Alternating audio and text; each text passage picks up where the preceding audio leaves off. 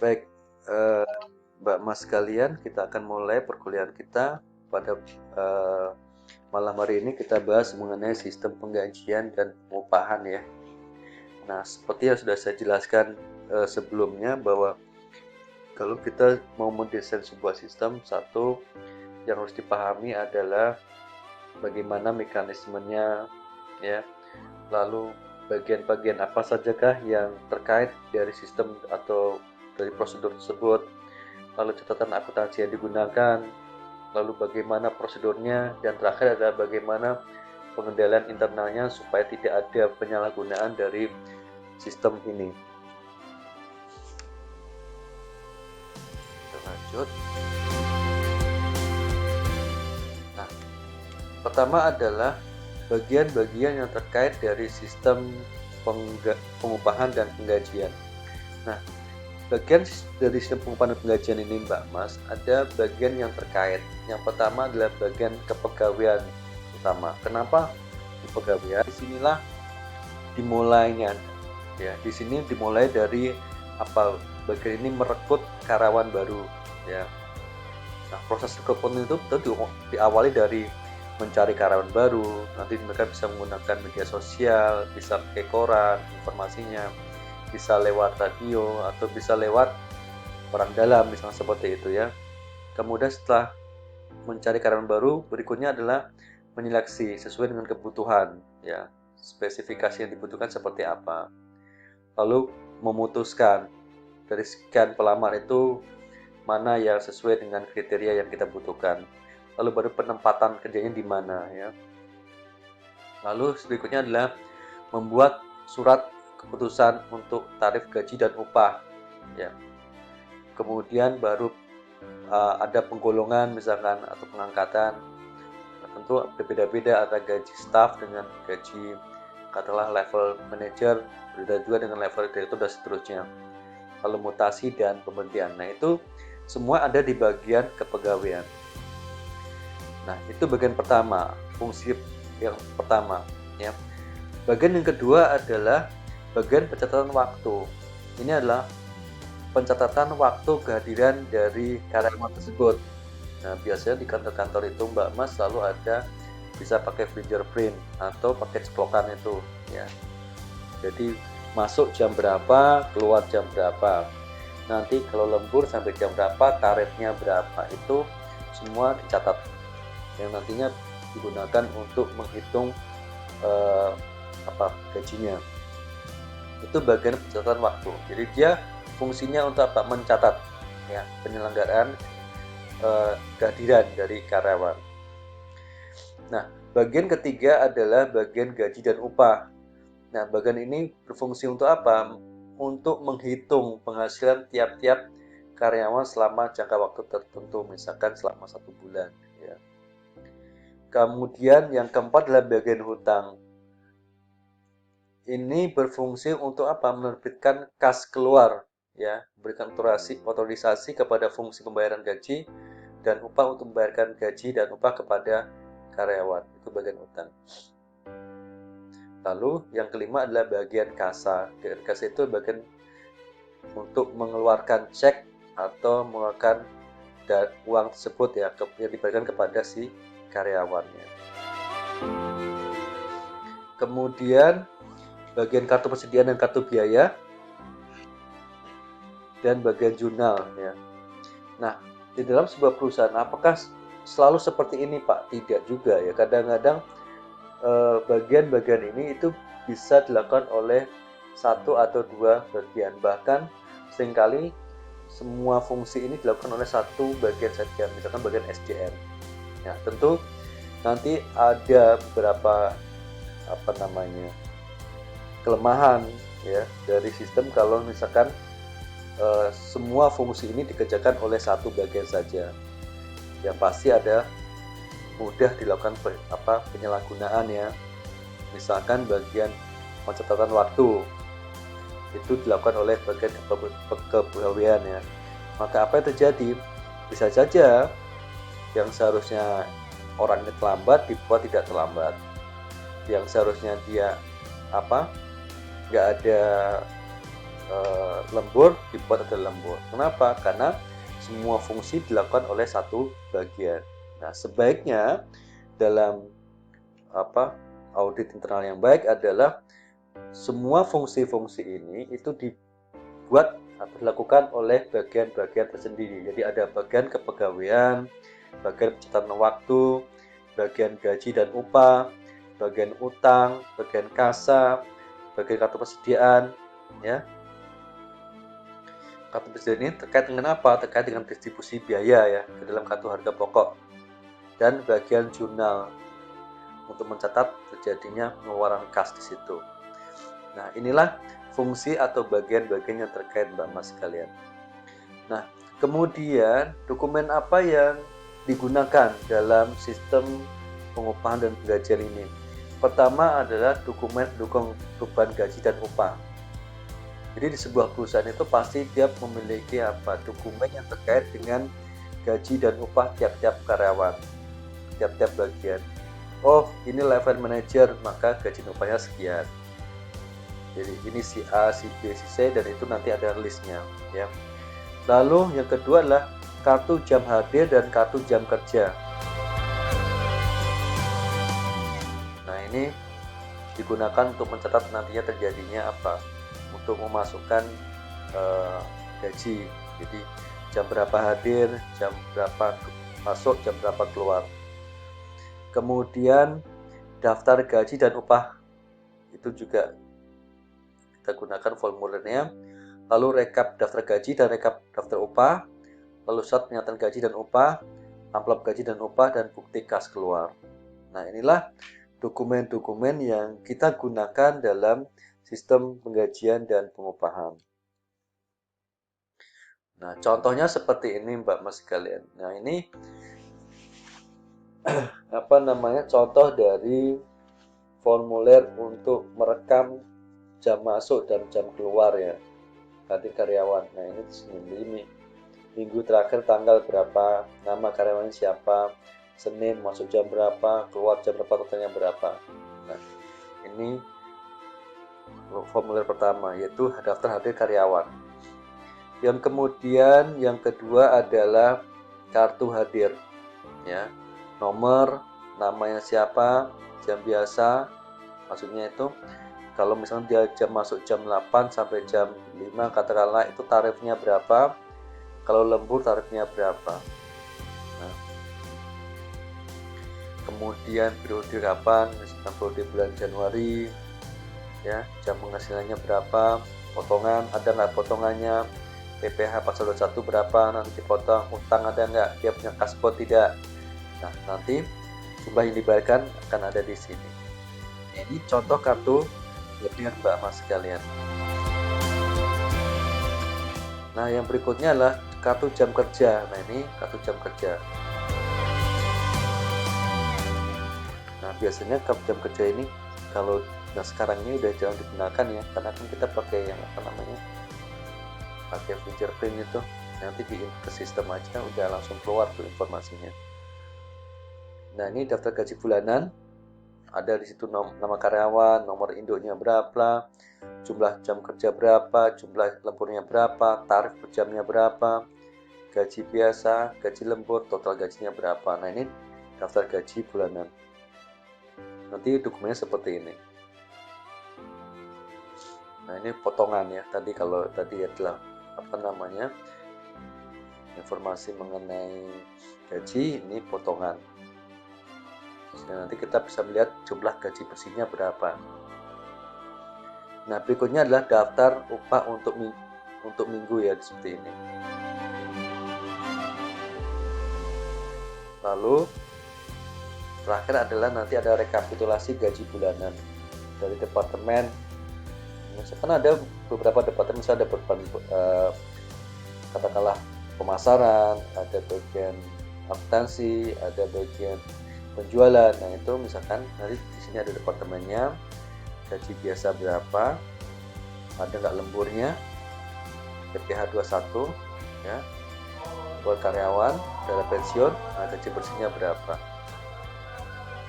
Ini bulanan ya, kalau yang ini per minggu. Nah, Nah, ini kartu penghasilan karyawan.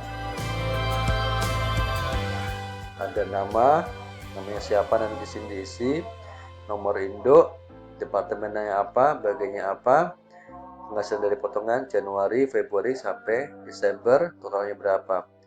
Gaji upah biasa, bulan Januari berapa, Februari berapa. Jadi ini adalah rekap per bulan per karyawan, ya. Nah, itu dokumen yang digunakan Mbak Mas sekalian. Nah, untuk catatan akuntansi yang digunakan itu ada jurnal umum, ya, untuk mencatat terjadinya penggajian upah tadi. Lalu ada kartu harga pokok, kartu biaya, dan kartu penghasilan karyawan. Kemudian untuk prosedur sendiri itu ada 5. Ada prosedur pencatatan waktu hadir, ya. Lalu ada prosedur pembuatan daftar gaji, prosedur distribusi biaya gaji, prosedur pembuatan bukti kas keluar, dan prosedur pembayaran gaji. Nah, ini langsung saya jelaskan aja di flowchart-nya. Oke, perhatikan Mbak Mas sekalian, sekali lagi kalau kita mau buat flowchart harus jelas bagian-bagian terlibat apa saja. Ini bagian catatan waktu, bagian gaji dan upah, ya.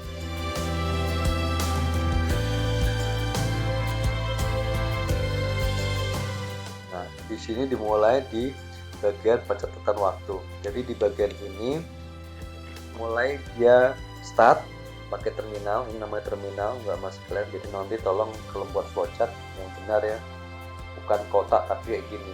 Ini terminal. Kemudian bagian pencatatan ini dia akan mencatat jam hadir karyawan. Karena ini kegiatan manual, maka simbolnya seperti ini, kegiatan manual, ya.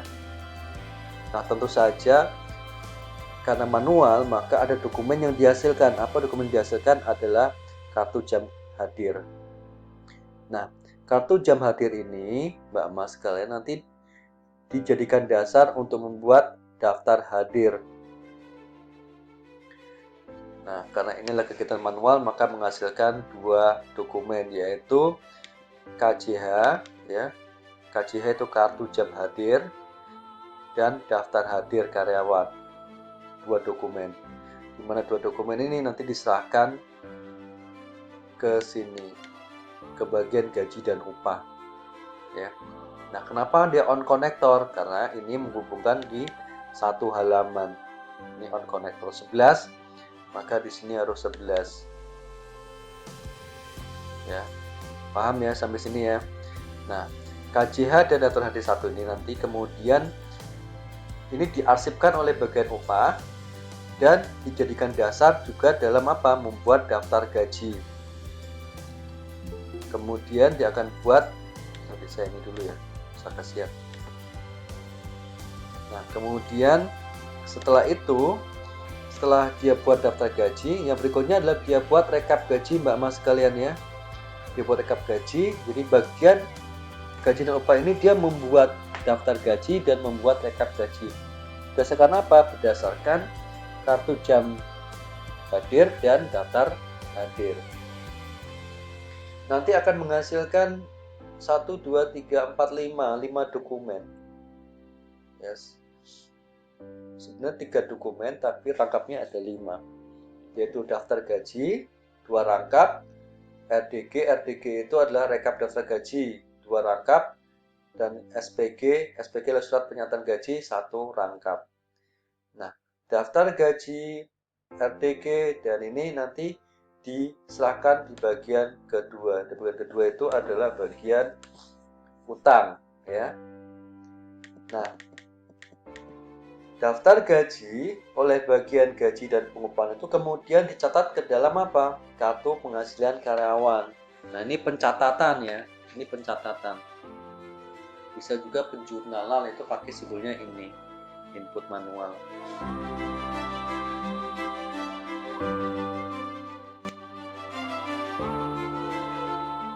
Oke, paham sampai di sini Mbak Mas sekalian?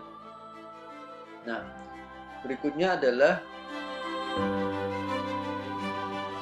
nanti juga oleh bagian gaji dan upah ini, kartu penghasilan karyawan, DG dan karyawan ini juga diarsipkan nanti, ya. Diarsipkan pesan tanggal dan abjad T dan A. Jadi yang ini ya sudah tanggal berapa per tanggal, yang ini per kartu penghasilan karyawan ini diarsipkan per nama. Jadi mulai dari namanya A sampai bawah. Tahu ya, paham ya maksudnya ya, kenapa di sini A, kenapa di sini T, kenapa di sini A. Itu adalah abjad. Artinya apa? Misal ini nih, kartu penghasilan karyawan. Berarti nanti ada banyak kartunya toh Mbak Mas. Itu nanti diurutkan, lalu disimpan berdasarkan abjad. Jadi yang paling atas itu namanya A, B, C, D sampai paling bawah. Set itu berarti paling bawah nanti. Nah ini yang bukti kas keluar ini diarsipkan berdasarkan tanggal. Kenapa kok bukan abjad? Ya susah nanti kalau kita mau nyari. Misalkan gini, saya mau lihat gaji si A ini berapa sih bulan Februari misalkan gitu. Maka saya lihatnya di mana? Di bukti kas keluar itu. Nah, jadi lebih mudah kita lihat per tanggal berapa sih waktu itu? Oh tanggal 20 misalkan. Kita bisa langsung ambil di tanggal 20, baru kita ambil nama si A. Nah, jadi itu kenapa beda-beda mengarsipkannya. Ada yang diarsipkan dengan menggunakan per tanggal, ada juga diarsipkan dengan per abjad. Ya, seperti itu Mbak Mas. Nah, kita lanjutkan lagi di bagian hutang. Nanti ada KPK, ya. KPK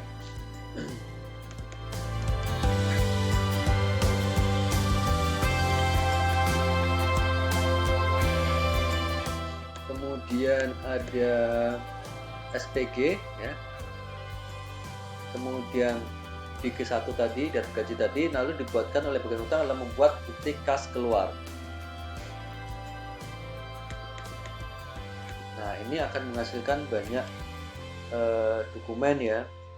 Bukti kas keluar itu ada 3 rangkap, DG ada 2 rangkap, RDG ada 2 rangkap, kemudian SPG 1 rangkap, 1 aja, dan KPK itu kartu penghasilan karyawan 1 rangkap. Dimana semua dokumen ini nanti digunakan untuk mencatat ke register bukti kas di sini. Ya. Nah, yang lainnya itu dikirimkan ke bagian 4. Bagian 4 itu adalah masih bagian hutang, masih bagian ini ya.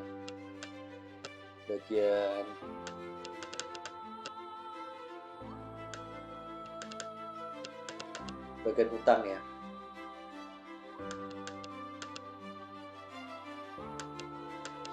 Nah, berikutnya adalah nanti KPK ini, SPG, RDG, DG dan bukti kas keluar ini oleh bagian hutang digunakan untuk apa? Mengisi cek dan memindahkan tanda tangan atas cek. Lalu kemudian ini kita manual Mbak Mas, kemudian mengungkapkan ke cek bank dan masukkan ke amplop gaji masing-masing karyawan, lalu membayarkan kepada karyawannya. Dibayarkan. Kemudian setelah itu bagian hutang ini akan meminta tanda tangan oleh karyawan tersebut. Selanjutnya setelah ditantangani ya, kemudian KPK dimasukkan dalam amplop gaji bersama dengan pemasukan uang gaji. Lalu SPG dan RTG ya, DG dan bukti kas keluar ini kemudian diberikan ke 7. Ini off connector ini, bagian 7 atau off connector.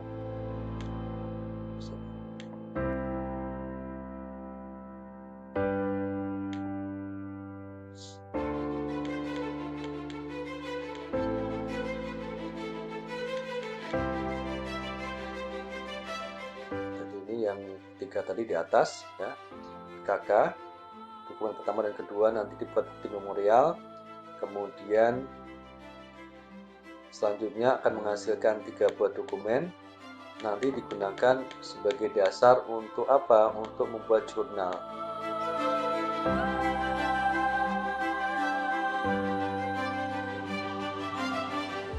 Apa ya? Jurnal umum. Nah ini. Kemudian yang 9 dari atas tadi juga Ini nanti ada RDG, daftar gaji dan bukti kas keluar, nanti dicatatkan ke register cek dan diarsipkan. Selesai. Kemudian dari yang nomor 5 ini, dari sini ya, bukti memorial dan RDG ini kemudian diarsip dan dicatatkan ke kartu biaya.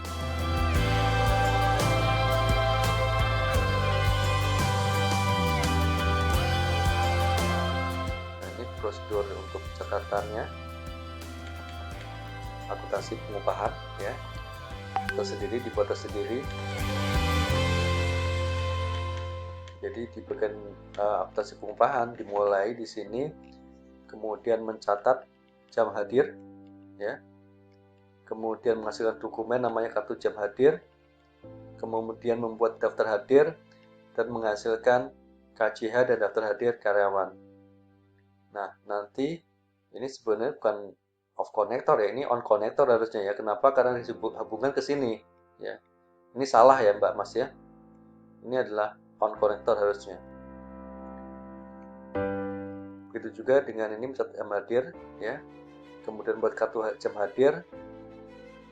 Kemudian buat daftar jam hadir, jam kerja dan KJK dan daftar hadir karyawan. Dan diberikan bagian ini juga sama. Nanti dibandingkan antara KJH, daftar hadir karyawan ya, antara dua bagian ini, kemudian membandingkan antara daftar hadir dan daftar jam kerja karyawannya. Kemudian baru membuat upah, baru membuat rekap. Ini akan menghasilkan dua buah dokumen nih. SPU, RDU dan daftar upah. Kemudian ini ya digunakan dasar ya untuk mencatat ke kartu penghasilan karyawan. Yang lainnya diberikan di bagian ini, diarsipkan. Itu diarsipkan 9. Nah, itulah prosedurnya Mbak Mas sekalian ya. Ini prosedur untuk sistem akuntansi pengupahan lanjutan yang nanti. Nah, bisa naik aja, terlalu banyak. Nah, sekarang kita akan membahas terkait dengan penilaian internalnya. Tadi saya sudah jelaskan ke saudara bahwa dalam penilaian internal yang baik itu tidak boleh semua prosedur itu dilakukan oleh satu fungsi saja. Jadi harus dilakukan oleh fungsi-fungsi yang terkait. Nah, itu kena di sini secara organisasi ya. Fungsi pembuatan daftar gaji dan upah itu harus terpisah dari fungsi pembayaran gaji dan upah. Nah, kenapa kok harus terpisah Mbak Mas? Kira-kira kenapa? Untuk menghindari apa? Tentu saja untuk menghindari adanya penyalahgunaan ya. Kalau fungsi ini dilakukan oleh satu bagian, nah rentan terjadi penyalahgunaan. Kalau fungsi pencatatan waktu hadir ini harus terpisah dari fungsi operasional. Makanya saya tadi menyatakan bahwa sebaiknya dalam sebuah sistem internal yang baik adalah tidak boleh ada satu prosedur itu dilakukan oleh hanya satu fungsi saja. Jadi harus kita pisah. Itu secara organisasi. Secara otorisasi ya, setiap orang yang namanya tercantum dalam daftar gaji dan upah harus memiliki surat keputusan pengangkatan sebagai karyawan. Jadi nggak boleh tiba-tiba ini dapat gaji tapi dia tidak ada katakanlah surat kontrak kerja dan seterusnya ya. Jadi harus ada. Secara organisasi harus ada ya, seperti itu. Yang keempat adalah setiap perubahan gaji dan upah karyawan karena adanya pengangkatan, perubahan tarif gaji dan upah itu harus ada surat ya, surat keputusan direktur keuangan. Jadi harus ada dasarnya, Mbak Mas ya. Jadi kalau misalkan si A ini naik gajinya, tapi nggak ada surat, nggak ada dasarnya, nggak bisa. Jadi harus ada dasarnya dulu. Apa dasarnya? Dasarnya surat keputusan direktur keuangan yang menyatakan bahwa si A ini karena jabatannya sudah naik, pangkatnya naik, maka tarif gaji dan upahnya juga berbeda atau naik juga. Nah, seperti itu. Kemudian, setiap potongan gaji dan upah karyawan selain dari pajak dan penghasilan karyawan harus didasarkan pada surat potongan gaji dan upah yang diotorisasi oleh Kepala Departemen Personalia. Ya, jadi terkait dengan potongan-potongan ini itu harus ada suratnya, harus ada dasarnya yang diotorisasi oleh siapa? Oleh Kepala Departemen Personalia. Kemudian kartu jam hadir, karena ini terkait dengan kapan dia mulai hadir, jam berapa masuknya, jam berapa keluarnya dalam 30 hari itu, 29 hari itu, berapa kali dia hadir dan berapa kali dia tidak hadir. Itu harus diotorisasi oleh fungsi pencatatan waktu. Kemudian, kalau misalkan ada pekerjaan lembur-lembur yang lainnya, itu harus diotorisasi oleh Departemen Karyawan, Kepala Departemen Karyawan yang bersangkutan. Contoh misalkan di bagian penjualan nih, karena tingkat jual kita tinggi misalkan, laku bayar kita kan misalnya seperti itu, maka dilakukanlah lembur kerja bisa. Atau bagian akuntansi terkait dengan laporan akhir bulan, maka terus lembur, maka lembur-lembur itu harus diotorisasi oleh kepala bagian yang bersangkutan. Kalau di bagian di bagian akuntansi ya berarti kepala bagian akuntansi. Di bagian pemasaran ya berarti kepala bagian pemasarannya. Kalau di bagian operasional berarti kepala bagian operasionalnya yang mengotorisasi adanya upah lembur tersebut ya. Kemudian perintah lembur, Yang berikutnya adalah daftar gaji dan upah harus diotorisasi oleh Kepala Departemen Personalia dan Umum. Yang terakhir, bukti kas keluar pemberian gaji harus diotorisasi oleh Kepala Departemen Akuntansi. Ya, ini terkait dengan sistem otorisasi. Nah, untuk prosedur pencatatannya, Mbak Mas, perubahan dalam catatan penghasilan karyawan dikonsolidasi dengan daftar gaji dan upah karyawan. Dan tarif upah harus dicantumkan dalam kartu jam kerja yang diverifikasi oleh fungsi pencatatan dan biaya. Nah, kemudian terkait dengan praktek yang sehat, ya, kartu jam hadir harus bisa dibandingkan dengan kartu jam kerja sebelum kartu yang terakhir dipakai sebagai dasar untuk apa? Distribusi biaya tenaga kerja langsung.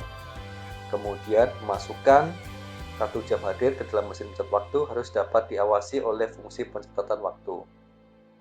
Kalau sekarang mungkin bisa menggunakan fingerprint ya, sehingga waktunya lebih lebih up to date lah seperti itu. Kemudian pembuatan daftar gaji dan upah itu harus diverifikasi kebenarannya dan ketelitannya dihitung ulang ya oleh fungsi apa? Oleh fungsi pencatatan utang sebelum dilakukan pembayaran. Kemudian penghitungan pajak penghasilan itu direkonsiliasi dengan catatan penghasilan karyawan. Dan terakhir, catatan penghasilan karyawan disimpan oleh fungsi pembuatan daftar gaji dan upah. Nah, inilah Mbak Mas praktek sehat dalam sistem pengupahan dan penggajian. Jadi sekali lagi, kalau kita berbicara mengenai sebuah sistem, maka harus dipahami satu, fungsi yang terkait apa saja, dua, dokumen yang digunakan apa, tiga, catatan akuntansi yang digunakan apa, meliputi apa ya, keempat, prosedurnya seperti apa, dan kelima baru terkait dengan audit internal ya, sistem pengendalian internal kita. Untuk apa? Untuk memastikan bahwa sistem yang kita gunakan itu benar-benar dapat bekerja dengan baik, tidak ada penyalahgunaan. Seperti itu Mbak Mas sekalian. Sampai di sini ada pertanyaan?